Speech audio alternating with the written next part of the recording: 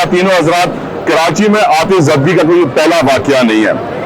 कराची में fire fighting के हमने बहुत सारे इंसिडेंट्स पहले भी देखे हैं, लेकिन गुल प्लाजा सानिया जो हमने अब देखा है, जहां 40 घंटे गुजर जाने के बावजूद भी हम देख रहे हैं कि इस वक्त भी ऑपरेशन जारी है। अभी तक बिल्डिंग को मुकम्मल तौर पर महफूज करार नहीं दिया गया अंदर जाने के लिए। अब बताया जा रहा है इस वक्त तक की इतलात के मुताबिक कि 14 अफराद अल्लाह को प्यारे हो गए। इसके अलावा 73 अफराद लापता हैं, मिसिंग है। फुरकान अली वो हीरो है हमारा फायर फाइटर जिसने जाम शहादत नोश फरमाया है, और हम समझते हैं कि उसको जितना सलाम पेश किया जाए, खराज तहसीन पेश किया जाए, कम है। लेकिन हमें सबक सीखना चाहिए। बड़े बुजुर्ग बताकर गए हैं कि जब आप अपनी गलती से सबक सीखते हैं तो उसे दोहराते नहीं हैं।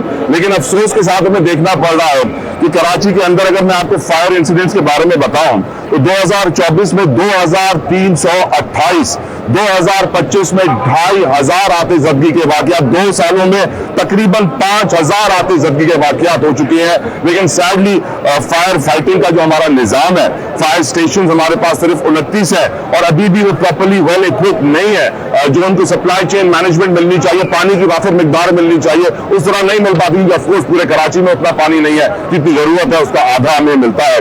साथ साथ अगर हम तारीख पे नजर डालें, गुल प्लाजा में 2016 में भी आग लगी थी, और 2016 के बाद हमने Chawla market 2021, Chase Up store 2022, cooperative market 2022, Hafeez centre 2022, RG shopping mall 2023 नवंबर, एम्प्रेस मार्केट नोमान प्लाजा दिसंबर 2024, फर्नीचर मार्केट दिसंबर 2024, रिम्पा प्लाजा 2024, मिलेनियम मॉल 2025 जून, क्लिफ्टन शॉपिंग सेंटर फरवरी 2025। फिर हम आज गुल प्लाजा में दोबारा आग लगते हुए देख रहे हैं। बट सैडली हमने सीखा बहुत कम है। मैं जिस इस वक्त सड़क पे हूँ, मैं आपको थोड़ा सा मैले रखू बताना चाहूंगा कि मेरे एक्सट्रीम लेफ्ट के ऊपर कायदे आजम का मजार है, और मेरे एक्सट्रीम राइट के ऊपर पोर्ट्स है, समंदर है, जहां सारा कारोबार होता है। एम ए जिना रोड वो शारा है जो कि अगर कहा जाए एशिया का फाइनेंशियल हब है, गलत नहीं होगा। यहाँ एशिया की सबसे बड़ी मोबाइल मार्केट, एशिया की सबसे बड़ी फार्मेसी मार्केट, एशिया की सबसे बड़ी होलसेल मार्केट मौजूद है।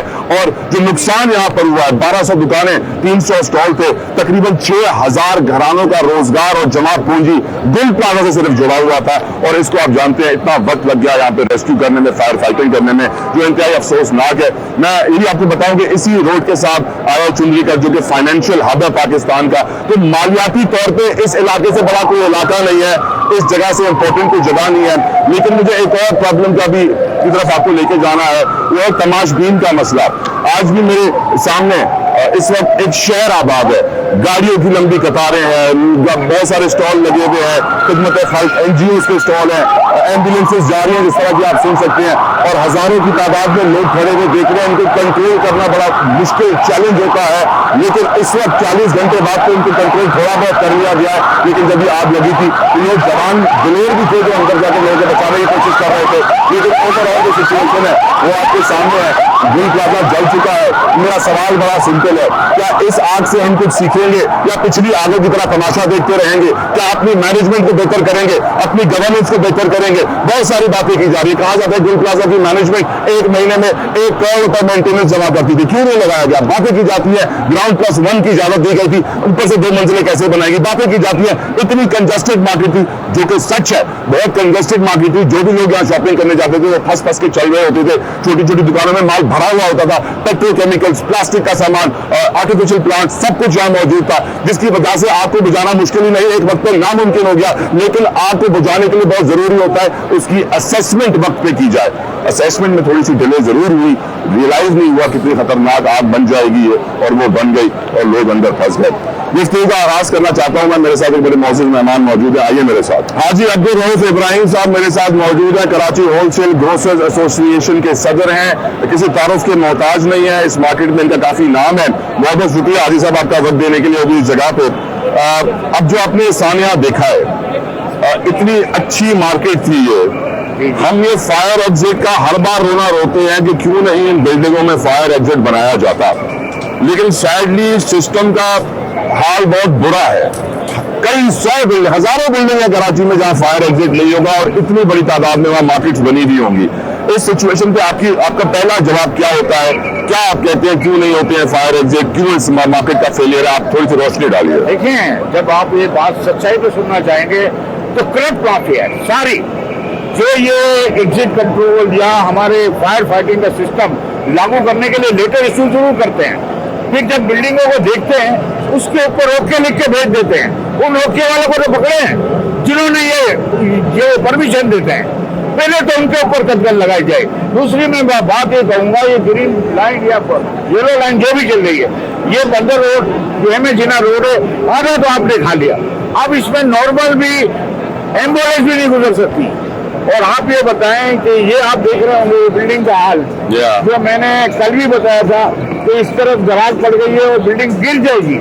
मैं आपको अभी वार्न कर रहा हूँ, तो वो दिखाएं। वो दरार पड़ेगी, आपको लगता है ये फैसला गिर जाएगा? हो रही है, ये गिर रही है, नीचे आ रही है, किसी टाइम भी ये गिर जाएगी।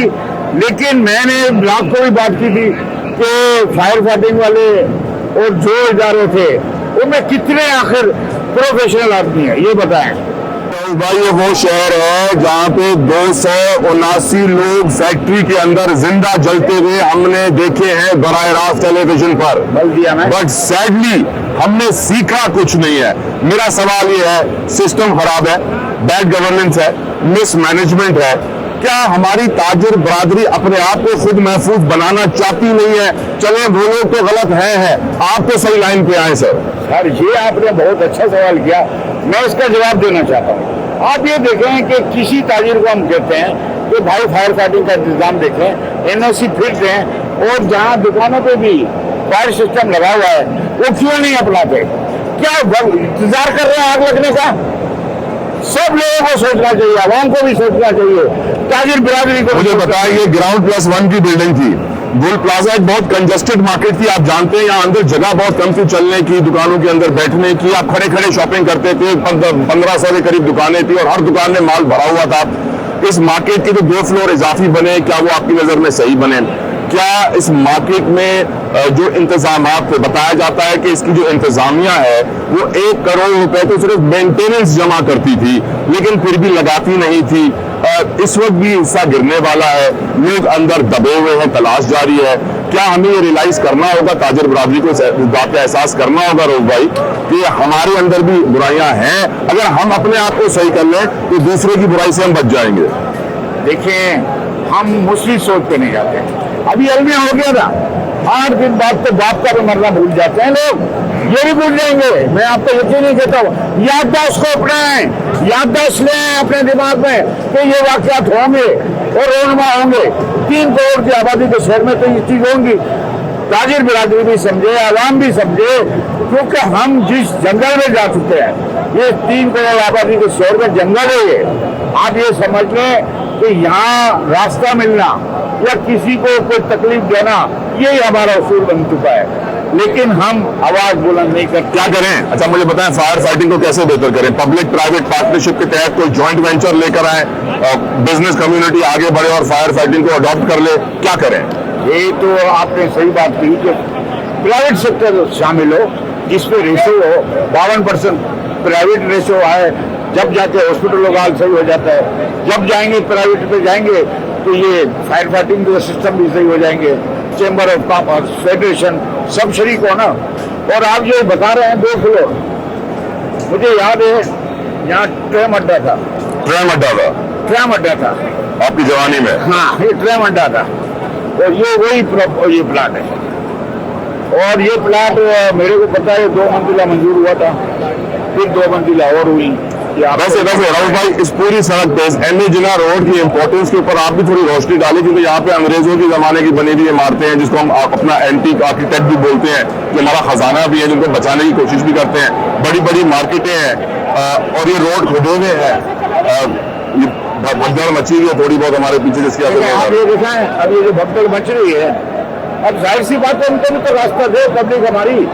ये तमाशबीन का जो सवाल है मैं आपसे बाद में करूंगा, लेकिन मुझे आप बताइए कि एमए जिना की सड़क की इंपॉर्टेंस कितनी है और ये हाल क्या हुआ है इसका? देखिए, मैं आपको बताता हूँ, ये एमए जिना रोड आप जो बात कर रहे हैं, जी जी, और मैं सवाल भी कर रहा हूँ, जी जी, इनको इस तरफ वो दिखाएंगे बाद में। आप ये देखें कि ये एमए जिना रोड किस तरह है। जी हाँ, यहाँ एमए जिना रोड, यहाँ पीछे, वहाँ आगे।